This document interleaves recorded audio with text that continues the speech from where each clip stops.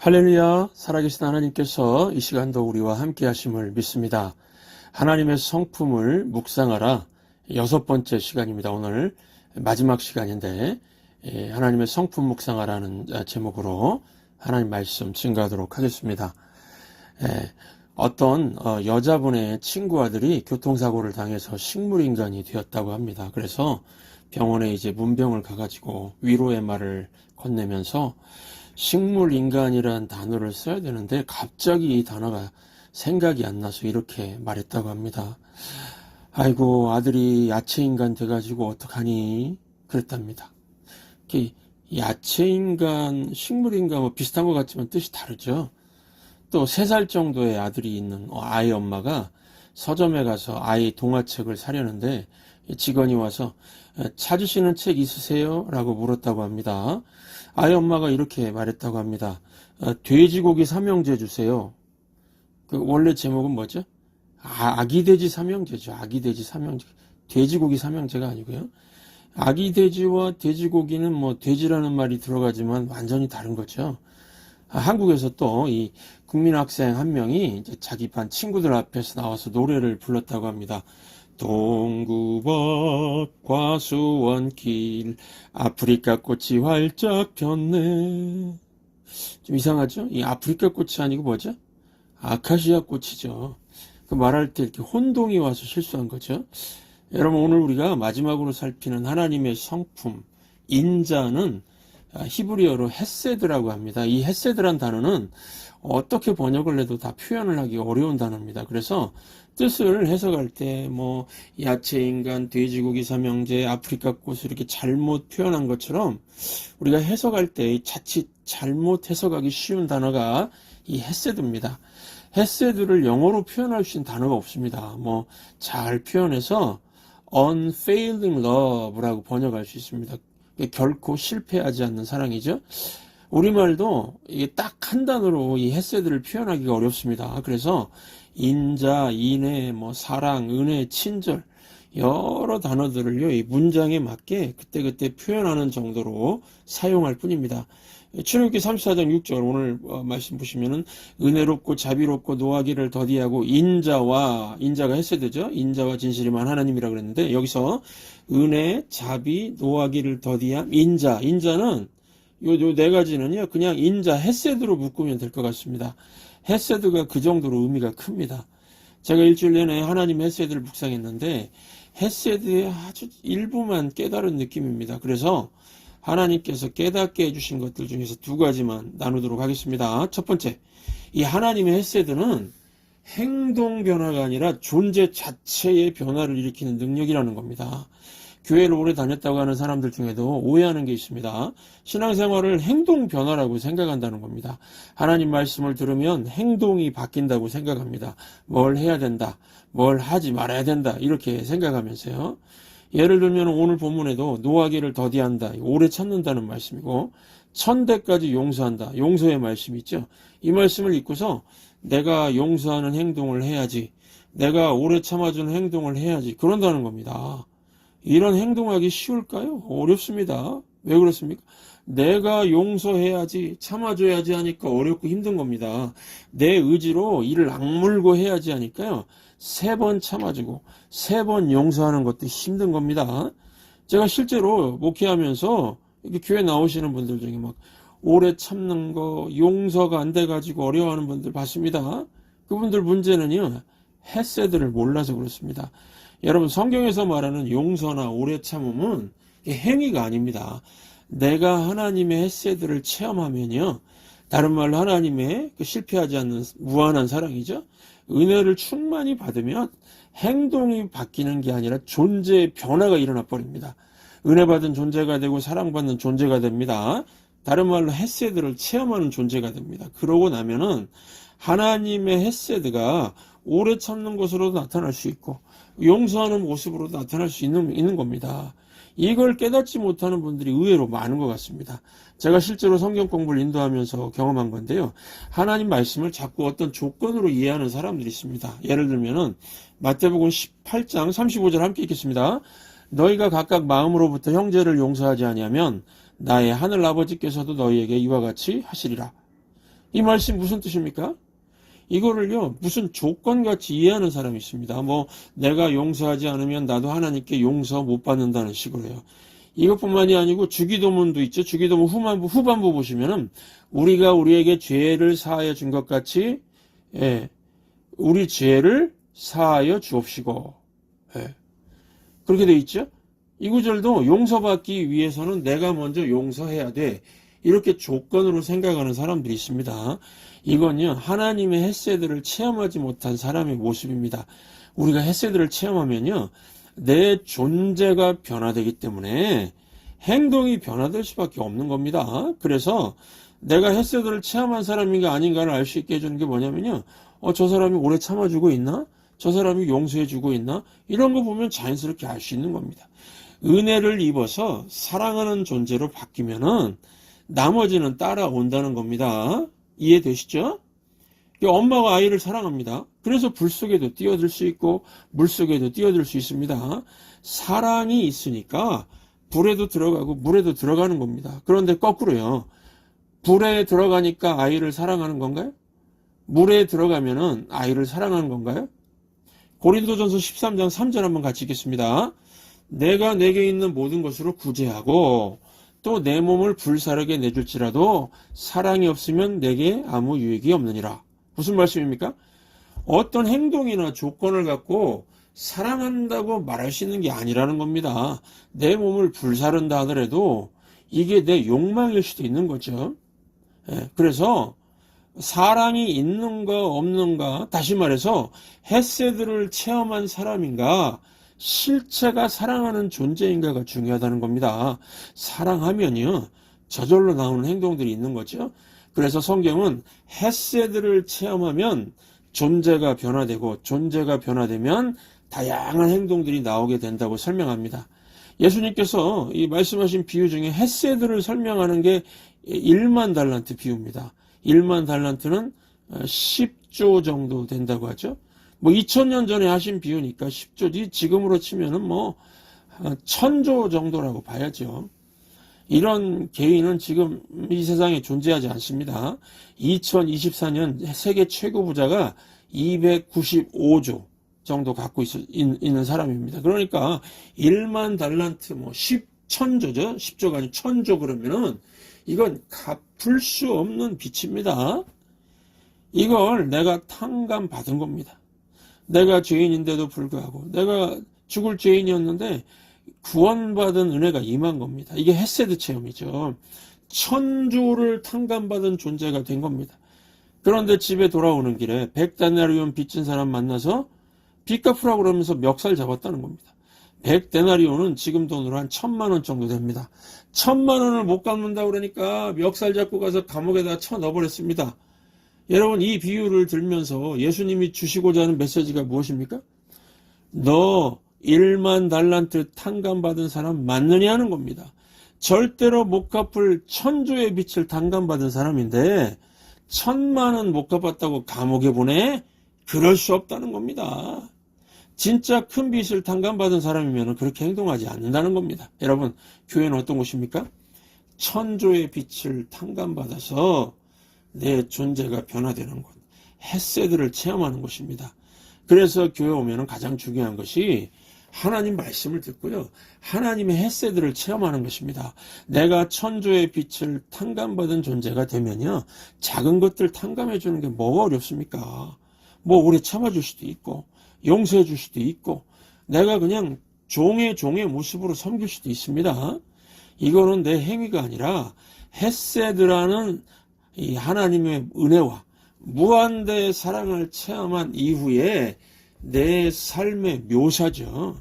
내가 사랑하는 존재로 변화되면은 나머지는요, 내 존재의 묘사일 뿐입니다. 고린도전서 13장에 나오는 사랑의 5가지 묘사들이 가능하게 된다는 겁니다. 우리 고린도전서 15장 4절부터 7절 함께 읽겠습니다. 사랑은 오래 참고 사랑은 온유하며 시기하지 아니하며 사랑은 자랑하지 아니하며 교만하지 아니하며 무례 행하지 아니하며 자기의 유익을 구하지 아니하며 썩내지 아니하며 악한 것을 생각하지 아니하며 불의를 기뻐하지 아니하며 진리와 함께 기뻐하고 모든 것을 참으며 모든 것을 믿으며 모든 것을 바라며 모든 것을 견디느니라. 여기 이 15가지들은요, 내 의지로 되는 게 아닙니다. 천조의 그 탕감받을 수 없는 빛, 그 천조의 그 헤세드가 임하면은, 그죠? 그거를 갚아버리는 헤세드가 임하면은 내 존재가 변화되면서 이렇게 묘사되는 삶의 모습이 드러난다는 겁니다. 그러므로 여러분 가정에 하나님의 헤세드가 임하기 바랍니다. 여러분의 인생에 헤세드가 임하고 우리 교회에 헤세드가 임하길 주의 이름으로 축원합니다. 하나님의 헤세드가 내게 임하면 내가 변화되고요. 그 다음에 나를 통해서 내가 체험한 헤세드가 또 다른 사람에게 흘러갈 것입니다. 남편과 아내에게 자녀들에게 흘러가고요. 이웃들에게 흘러가고요. 교회 교우들에게 흘러가게 될 것입니다. 그러면은 모든 사람들을 살리게 될 것입니다. 이 사람은요, 참 안 변합니다. 저 자신 볼 때 그렇습니다. 예. 정말 안 변하죠. 사람들 보면은. 그래서 사람은 고쳐 쓰는 거 아니다. 세상 사람들 그럽니다. 고집, 이기심, 배은망덕, 이거 참 안 변하죠. 그렇다고 이런 사람들 버려야 될까요? 그냥 잘라버려야 될까요? 예. 이 사람으로서는 안 됩니다. 그러나 하나님은 가능하십니다.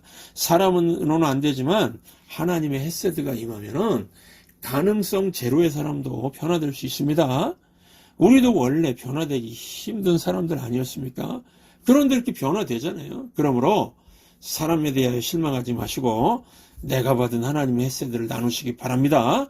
헤세드는 존재를 변화시키는 능력입니다. 두 번째, 하나님의 헤세드를 신뢰하고 모두 맡기라 하는 것입니다. 목사가 이렇게 설교하면 어떤 분들 말합니다. 목사님, 하나님이 전지전능하신 분이고 사랑이 많으시고 좋은 분이라고 말해도 나와 관계가 없는 것처럼 느껴집니다. 나에게는요, 가까이 하기엔 너무 먼 당신 같은 그런 분입니다. 가까워야 맡기죠. 이런 분이 있습니다. 그래서 먼저 예수 믿으라고 권하는 겁니다. 예수님을 믿으면 전지전능하신 하나님과 내가 관계가 생깁니다. 요한복음 1장 12절 함께 읽겠습니다. 영접하는 자, 곧 그 이름을 믿는 자들에게는 하나님의 자녀가 되는 권세를 주셨으니.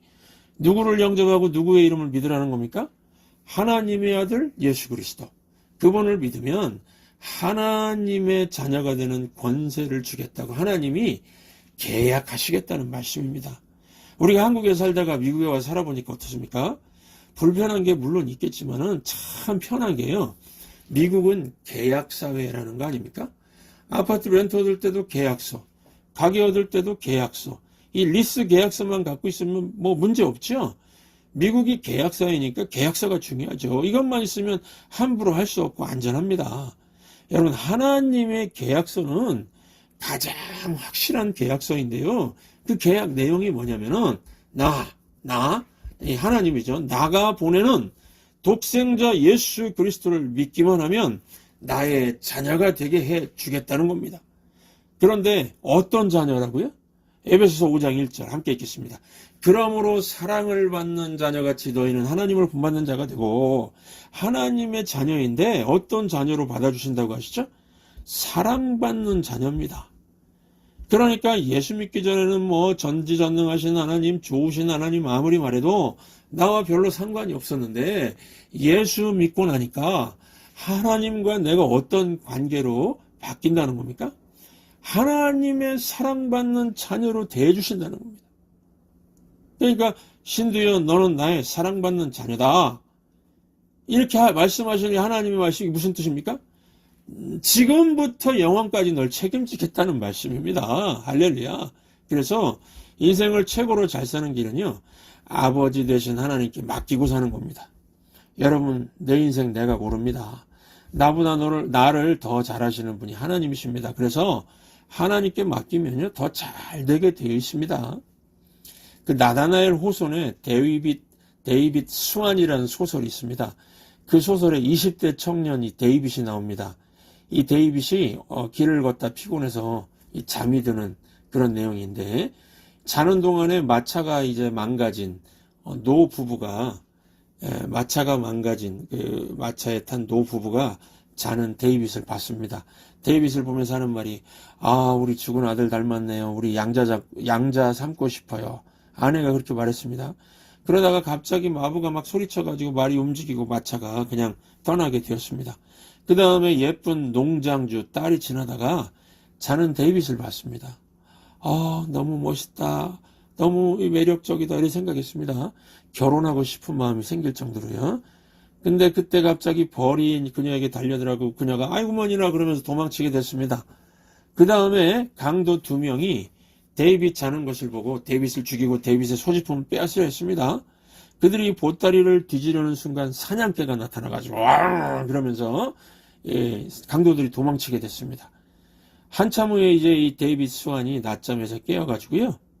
그냥 가던 길을 그냥 갔답니다. 여러분, 이 소설이 우리에게 주는 교훈이 무엇입니까? 데이빗 수완이 자는 동안에 그가 부잣집 아들이 될 뻔했습니다. 예쁜 딸을 둔 재산 많은 농장주의 사위가 될 뻔했습니다. 자는 중에 자기도 모르는 사이 죽을 뻔했습니다.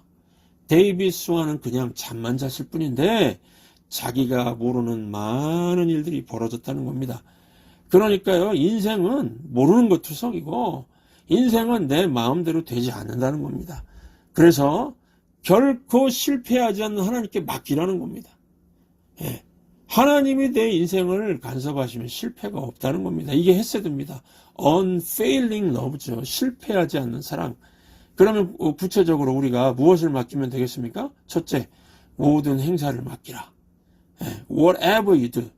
뭘 하든지 결과를 맡기시기 바랍니다. 우리가 이 피곤한 이유는요, 일을 많이 해서가 아니라 결과를 몰라서입니다. 그렇죠? 미래를 막 내 손으로 하겠다 그러니까 밤새 잠도 못 자고 불면증에 시달리고 소화도 안 되고요. 여러분, 장래 결과는 하나님이 결정하는 겁니다. 그러니까 결과까지 맡기십시오. 그러면은 하나님이 돌봐주십니다. 하나님이 돌봐주시면은 끝이 좋습니다. 합력해서 선을 이룹니다. 베드로전서 5장 7절 함께 읽겠습니다. 너희 염려를 다 주께 맡기라. 이는 그가 너희를 돌보심이라. 아멘이시죠? 둘째, 다른 사람도 맡기십시오. 그러니까 모든 행사 플러스 다른 사람까지 맡기십시오. 우린 주변에 막 악한 사람 없었으면 좋겠다고 생각합니다. 나를 반대하는 사람 없었으면 좋겠다고 생각합니다. 그런데요, 꼭 있습니다. 그런 사람 향해서 뭐 정죄 비판하지 말고 그 사람도 그냥 우리 주님께 맡기십시오. 사람을 그냥 풍경으로 여기십시오. 기차 타고 가면서 뭐 풍경 바라보면서 정죄하는 사람 없죠? 그냥 패스입니다. 패스. 광부. 이 광부의 일이 힘들 때 얘기인데요. 옛날에는 하다 마지막으로 찾아가는 길이 이 광부의 길이었습니다. 광산 찾아가는 인생을 막장 인생이라 불렀습니다. 광산에서 한 크리스천이 점심 때 기도하고 이제 밥을 먹었답니다. 그 주변 사람들이 기도하는 거 볼 때마다 뭐가 감사하냐, 막장에서 기도가 나오냐고 막 비아냥거렸습니다.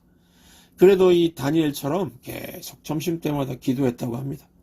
한 번은 크리스천이 이제 기도 중에 있는데 개가 지나가고 있으니까 옆에서 조롱하던 사람이 그 크리스천의 보자기로 쌓인 도시락을요, 개한테 던져버렸답니다. 크리스천은 아멘 감사합니다 눈 떠서 보니까 개가 크리스천의 도시락을 물고 있는 걸 보고서 찾으러 달려나갔답니다. 도시락 던진 사람과 주변에서 이걸 지켜보던 사람들은 막 웃기다고 박장 재수하면서 막 웃고 있었습니다. 그런데요, 도시락 잡으러 나가는 순간에 갱도가 무너져가지고 크리스천만 살았답니다. 보십시오. 뭐 날 조롱하고 비난하고 비웃던 사람도 하나님께 맡기고 성도의 길을 가니까 하나님은 조롱도 사용하시고 비웃음을 살리는 도구로 쓰시지 않습니까? 우리 인생은요, 이게 모르는 일로 가득 차 있습니다. 그러니까 모든 행사 플러스 뭐죠? 모든 행사와 모든 사람도 다 맡기시기 바랍니다. 여러분, 헤세드를 체험한 사람은요, 더 이상 나 자신을 의지하지 않고 하나님께 맡기고 삽니다. 뭐 과거에는 내 노력과 막 내 의지로 살려고 발버둥 치고 막 결과까지 바꿔보려고 하니까 막 뭐 무거운 짐을 나 홀로 지고 견디다 못해 쓰러지는 그런 인생이었는데, 이제는 주님 손에 맡겨드리리, 노래하는 인생, 찬양하는 인생으로 바뀌는 삶을 삽니다. 신기한 것은요, 주님께 맡기고 사는데 길이 열리고 문제들이 막 풀립니다. 불가능한 것들도 해결됩니다. 그러므로 남은 인생 결코 실패하지 않는 삶을 살기 원하신다면은 다 맡기고 젖된 아기처럼 1살짜리 아기가 인상 쓰면서 혹시 걱정하는 거 보셨습니까? 못 보셨죠? 저도 지금까지 살아오면서 못 봤습니다. 젖된 아기처럼 주님께 맡기십시오. 크리스천의 모습은요, 젖된 아기라고 묘사합니다. 우리 시편 131편 2절을 함께 읽고 마치겠습니다. 실로 내가 내 영혼으로 고요하고 평온하게 하기를 젖된 아이가 그의 어머니 품에 있음 같게 하였나니 내 영혼이 젖된 아이와 같도다. 아멘. 기도하겠습니다.